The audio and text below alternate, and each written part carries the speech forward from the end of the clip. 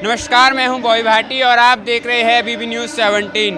तो मैं इस समय मौजूद हूं जीरो पॉइंट पर और जैसा कि आप जानते हैं कल किसानों को जेल भेज दिया गया है, सैकड़ों की संख्या में जेल भेजा गया है। और इसी समय मेरे साथ मौजूद है भारतीय किसान यूनियन मंच के राष्ट्रीय अध्यक्ष सुधीर जी। तो आपसे मैं जानना चाहता हूँ कि आपकी क्या रणनीति रहेगी आगे को लेकर। देखिए, रणनीति तो निर्णायक मंडल की होगी, क्योंकि संयुक्त किसान मोर्चा चल रहा है। यहाँ पर इंडिविजुअल कोई रणनीति का कोई मसला ही नहीं होता। लेकिन लोकतंत्र पहले दिन से लोकतंत्र में और तानाशाही में केवल एक अंतर बताया जाता है कि भाई संवाद, और संवाद अगर कोई ना करे उसके बाद कोई अगर आप बल प्रयोग करते हैं तो वो कहीं जायज माना जाता है। लेकिन संवाद करने के बाद और किसानों को एक नियत स्थान देने के बाद संवाद को तोड़ना एक गलत प्रक्रिया है। ये लोकतंत्र में कभी ऐसा नहीं होना चाहिए कि आप पहले लोग किसानों के साथ संवाद करें, उनको स्थान दे दें और स्थान के बाद अगले दिन आप वहाँ आकर इस कुचक्कर के साथ आकर, गलत इंटेंशन के साथ आकर वहाँ माता बहनों को और जितने भी किसान संयुक्त किसान मोर्चे के नेताओं को उनको आप इस तरीके से गिरफ्तार करें। ये इन्होंने एक हवा दी है और हवा देने के बाद इन्होंने कहते हैं ना कि एक जो महाल होती है उसके हाथ दिया है। और ये जब चारों तरफ ये मक्खियाँ अब जाएंगे, जो मधुमक्खियाँ के झुंड के झुंड, किसान अपने आप में एक व्यवस्था है। और आज भी सरकार बेशक अपना दम्भ बढ़ते रहे, वो केवल 25% लोगों का भरण पोषण कर पाती है। किसान आज भी 75% लोगों के डायरेक्ट इनडायरेक्ट भरण पोषण का कारण है। तो जो लोग ये समझते हैं कि ये किसान देश नहीं चला रहा, हम इनडायरेक्ट रूप से हम कहते हैं किसान ही देश चला रहा है, वे तो केवल बजट को खाने की प्रक्रिया मात्र है सरकार। किस आधार पर वो उन्होंने गिरफ्तारी की है? आधार तो कुछ है ही नहीं जी। आधार अगर कुछ होता, तानाशाही है सीधा स्पष्ट रूप से। अगर कोई मांग ऐसी हो कि जिसी को हम कोई करार ना हो, 90% हमारा पैसा मिला है, 10% का पैसा नहीं मिला और 10% का कुछ लोगों का पैसा काटा गया। आप हमसे पूछते हैं कि केवल जो कोर्ट के निर्णय हैं उनको 10% मिलेगा। आप ये बता दीजिए, आपने कौन से निर्णय में 10 का 5% करा था? क्या कोर्ट का निर्णय था? जब 10% का हमारा पहले ही डिफाइंड था, क्या वो 5% कोर्ट के द्वारा आया था कि आपको 10 की जगह 5% देंगे? ये क्लियर बताता है कि ऑटोनोमस बॉडी है, खुद निर्णय ले सकती है। और ऑटोनोमस बॉडी ने निर्णय लिए हैं, ग्रेटर नोएडा प्राधिकरण, यमुना प्राधिकरण और नोएडा प्राधिकरण ने शासन को प्रेषित किया हुआ है। लेकिन जो इनकी देनदारी है वो सरकार शासन तक जाती है, जो लेनदारी है वो कभी नहीं जाती, सीधा किसानों की ज़मीन लेते हैं खा पचा के। ये सरकारी जो यहाँ पर प्रॉपर्टी डीलर बैठा रखे हैं, रात को पूंजीपति आते हैं, सुबह इन सरकारी प्रॉपर्टी डीलरों के जो अध्यक्ष हैं और इनके बैठे हुए आका जो दिल्ली और लखनऊ में बैठे हैं बता देते हैं कि मेरा फलाना आदमी आ रहा, रात को ज़मीन अलॉटमेंट करके सुबह निकल जाते हैं।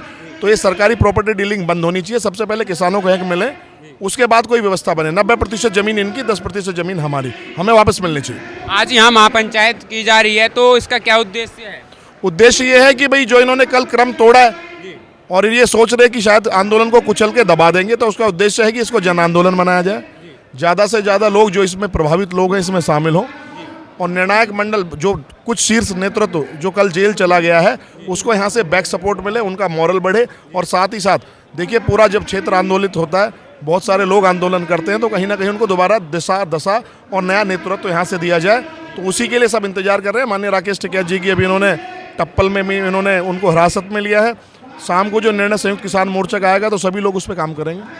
अच्छा सुधीर जी, मैं अब यह जानना चाहता हूँ, एनटीपीसी का मामला है जिस पर आपका संगठन लगातार प्रयास कर रहा है, तो उसके लिए क्या रणनीति रहेगी आगे? देखिए, उसमें 3 मुद्दे, शिक्षा, चिकित्सा, रोजगार का मुद्दा जो है, डीएम और लोकल प्रशासन का मुद्दा है, समान जो मुआवजे का मुद्दा है, क्योंकि ज़मीनें 90 के दशक में गई हैं, 86 में गई हैं, सन 2000 तक गई हैं। उनमें कुछ गाँव में तो ऐसी व्यवस्था है कि 64% 10% मिले, बाकी जो एडीएम एलए से ज़मीन गई हैं उनको जो वाद उनके लंबित है माननीय न्यायालय में, उन वादों की पैरवी की जा रही है। और कई एक साथियों के ट्रोप्स को, अजब सिंह भाटी और मनविंदर भाटी जो हमारे प्रदेश अध्यक्ष है, जो शुरू से ही उस आंदोलन को लीड करते हैं और आज भी उसके लीडर यही हैं, इनके माध्यम से वहाँ लोग जुड़ रहे हैं। बस अगर देरी है तो एक आंशिक सफलता की देरी है कि हम 150, 200 या 400 लोगों को कोर्ट के माध्यम से उनका वहाँ पर वाद तय कराकर एक बार एक राह खुल जाए। उसके बाद वहाँ पर जो चीज़ें चल रही हैं और लोग भी इसके विश्वास में आएंगे और ज़्यादातर लोग इसमें लाभान्वित हो पाएंगे।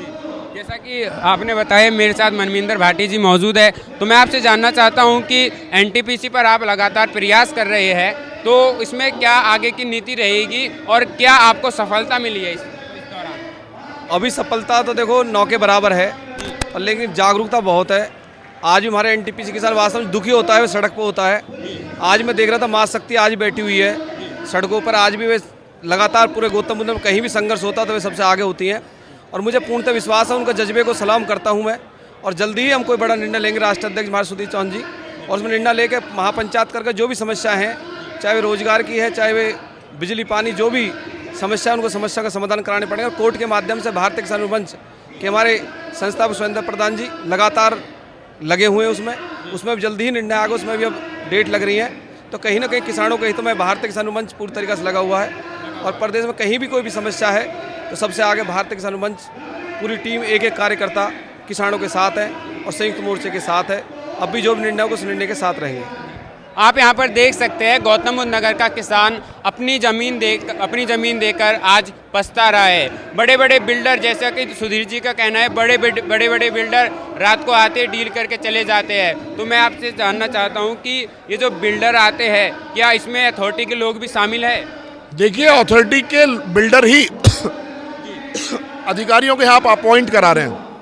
ऐसा नहीं है कि नए जिनके नाम पते नहीं थे, जिनको विषय की जानकारी नहीं है।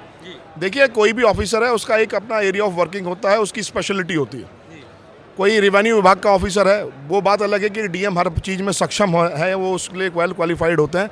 लेकिन ऐसा आदमी चाहिए जो सिविक बॉडी की नॉलेज रखता हो, जिसने जो यहाँ, क्योंकि हमारी सिविक बॉडी भी नहीं है यहाँ पर। सिविक बॉडी का ना होना, फिर किसानों के मुद्दे का होना, इंस्टीट्यूशन का होना, ग्रुप हाउसिंग का होना, तो सारे मुद्दों को एक साथ चलने वाले लोग चाहिए। केवल उनके जो अपॉइंटेड लोग हैं, जो पूंजीपति लोग अपॉइंट करते हैं, वो वाले लोग यहाँ पर नहीं चलने वाले। साथ ही साथ एक बताओ, नया भूमि अधिग्रहण बिल ये पूरे देश के लिए बना हुआ है। जो संसद है वो पूरे देश के लिए है, उत्तर प्रदेश के लिए नहीं है। जब गोरखपुर में ज़मीन का अधिग्रहण होता है तो सर्किल रेट का 4 गुना मुआवजा दिया जाता है। साथ ही साथ जब गौतम बुद्ध नगर में ज़मीन का अधिग्रहण होता है तो एक नया प्राधिकरण बना दिया जाता है। तो इसकी इंटेंशन क्या है? सर्किल रेट 12-12 साल रिवाइज नहीं होते। तो कुछ चीज़ें यहाँ गड़बड़ हैं और आर्थिक राजधानी में लूट मची हुई है, और किसानों को यहाँ पर ज़मीन पर बिल्कुल गिराया जा रहा है, जेलों में बंद करा जा रहा है, और 90% ज़मीन का यूज़ करने के बाद भी 10% ज़मीन किसानों को नहीं दी जा रही है। तो बड़ा खेल है और सरकार को संज्ञान लेना चाहिए। अगर अच्छी सरकार है, अच्छी मानसिकता की सरकार है, तो इनको पता होना चाहिए माननीय मुख्यमंत्री महोदय को यहाँ पे किसानों के साथ चोरी हो रही है, उनके साथ सीनाजोरी हो रही है, और उनकी सरकार को यहाँ पलीता लगाया जा रहा है किसानों के माध्यम से और पूंजीपतियों के माध्यम से। इसका संज्ञान लें और किसानों के लिए काम करें, जिससे कि ये धरना प्रदर्शन सेटल हो और ये आर्थिक राजधानी जो है गौतम बुद्ध नगर आज की डेट में उत्तर प्रदेश की, ये बढ़े और भी उद्योग धंधे यहाँ पर आए। ऐसा ना हो इन रोजाना के धरना प्रदर्शन को देखकर इन्वेस्टमेंट यहाँ से निकल जाए, इन्वेस्टर यहाँ से निकल जाए।